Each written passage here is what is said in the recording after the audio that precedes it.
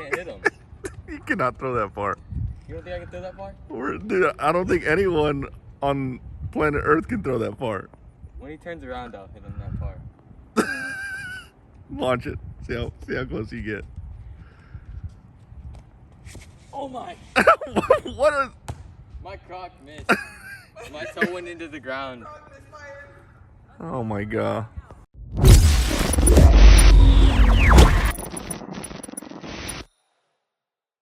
What is up, guys? My name is Mark Centerman and welcome back to the channel. Welcome back to the RC vlog, guys. We're starting a new project today. I have a confession to make. I actually have never had a car, or I've never driven a car, or had a car that has gone over 100 miles an hour. I know that sounds weird. I'm an RC enthusiast. I have so many cars. I have plenty of XO1s. I've never got them to go over 100. I did some XO1 speed runs once with the high-speed gearing, and I tried to find a parking lot big enough, which it wasn't big enough.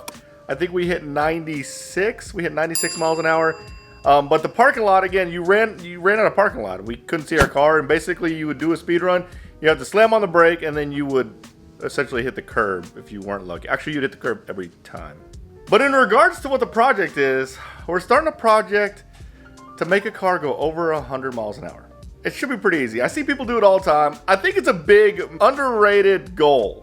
A lot of people think that it's not that hard to make a car go 100 miles an hour. It is very hard to make a car go 100 miles an hour. Take for me, I've tried several times. I haven't done it yet.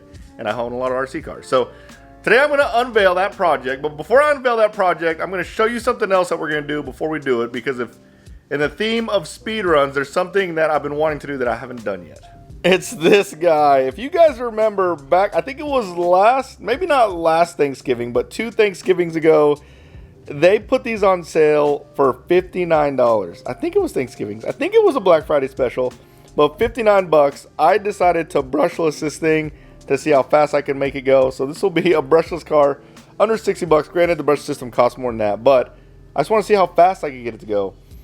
I did have to do some slight modifications to get the brush system to fit in, but the biggest problem is I didn't have a 3S battery that could fit in that gap, that was small enough to fit in that gap. I have one now. It fits right in there. So now we're going to do a full speed run, brushless, with the Arma Granite Voltage, the $60 version. Let's see how fast it goes. All right, so what do you guys think? I think it's going to do like 55, 60.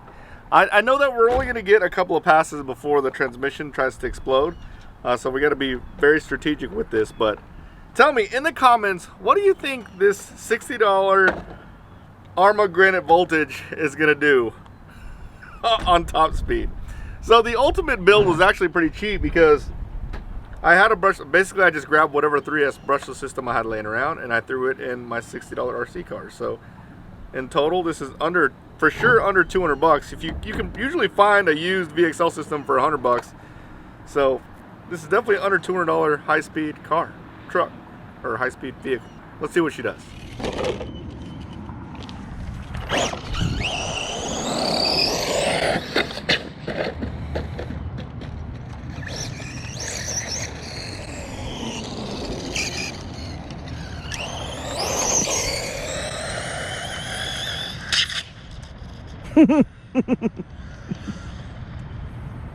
No! Oh my god. Oh my god, guys. That ended way worse than I thought it would. So basically, I gave it a little throttle. I ended up doing like some backflip and wrecked it. Brought it back to start the speed run again. And then I get about halfway down the little runway that I have and the tire goes flying off. Don't know why the tire went flying off, but it almost went in the gutter. I kind of freaked out. I was like, no, don't go in the gutter, but let's take a look at the damage. So there's the car. The wheel flew off like right around here.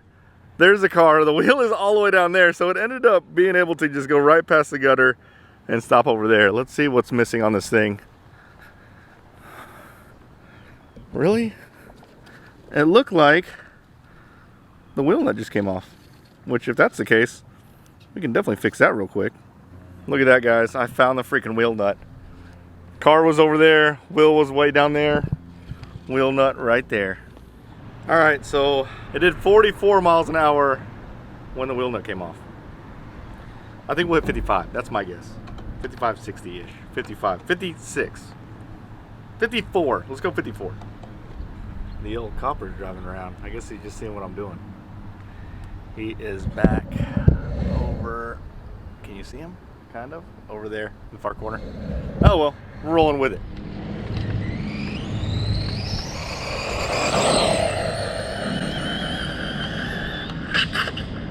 Oh my God, happened again. Oh my God, guys, the wheel flew off again. So I know what's happening. What's happening is the wheel, the actual wheel is spinning on the hub, and it's actually back in that nut all the way off. You can kind of see on the inside here, the center hex is kind of stripped out. When I say kind of, it's very stripped out. And basically, the hub is spinning, and by spinning, it's spinning the wheel nut off. So let's see what she did before it came off. 47. I guarantee you, if I was able to get all the way on it, which I can't get all the way on it because it wants to flip back every time, but if I were to get all the way on it, it would definitely be doing 50, 55, 60 miles an hour. But yeah, we're gonna have to go back to the drawing board, maybe change out the rear tires. I could put some 17 millimeter hexes on it, maybe. That might break the stub axles, but yeah, the wheels just won't hold up to that much power. Couple side notes, I definitely lost the wheel nut on that one, could not find it. And that cop is still over there. He's probably having lunch or something. You see him back there? Let's see if we can zoom. Oh man, that's actually pretty ironic that we broke the car on speed runs right then. I was just explaining how speed runs aren't easy. Getting a car to go super fast, a lot of power is not easy. And that's just one of the few things that could happen if you put too much power through a car, which is strip the hubs. But we got a new car to reveal. Oh, all right, whoa.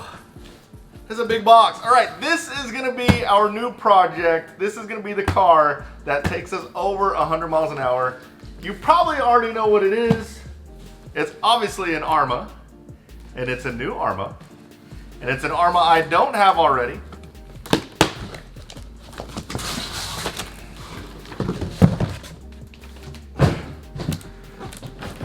Bam!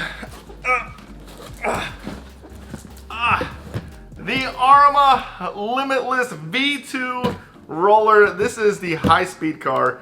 I don't have one of these. I have a infraction. I don't have a felony. I have a vendetta. But this is the fastest of the fast. This is the newest one. It comes as a race roller, or an all. Actually, there's the rattle can roller is what it comes as. This is the newer one, and I believe the advantages or the new upgrades are the wheelbase is a little bit wider in the rear. I believe they also did something different with the, oh my God, holy crap, look at this, guys. Look right there. It's a freaking Red Bull F1 driver. I thought about painting this like a Red Bull car, but, oh man, okay, let me show you guys. So here it is, the rattle can roller. I'm assuming they call it rattle can because you got to spray paint the body. But here it is. This is the V2. So it is a little bit wider in the back. I think it's like 7 millimeters, I think. Also, it has a center spool now. That means there's no differential in the center, which is good because at high speed, when you're pushing a lot of power through your car, you don't want this to diff out, meaning your front tires will be spinning exponentially faster than your rear tires, which could cause your tires to explode. I believe there's also some new motor positioning. Look at how big this area is to put a gigantic motor in there. I believe this also has new input cups.